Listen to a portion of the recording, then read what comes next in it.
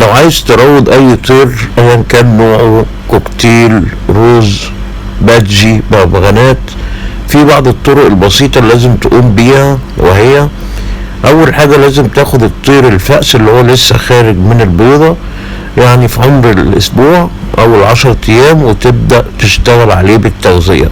كده دي اهم خطوة معانا في ترويض الطيور. تاني خطوة هي وقت الطعام للطائر او وقت تشغيل صوت معين للتعليم. في وقت معين لازم الطائر يلاقي الكلام اللي بيتقاله في وقت التغذية بتاعته. طبعا ده بيكون بعد عمر الشهر والشهر ونص عشان يبدأ يحفظ بعض الكلمات. النقطتين دول مهمين جدا في ترويض اي طائر ايا كان نوعه. فيديوهات كتير على القناة عندي ممكن تشوفوها.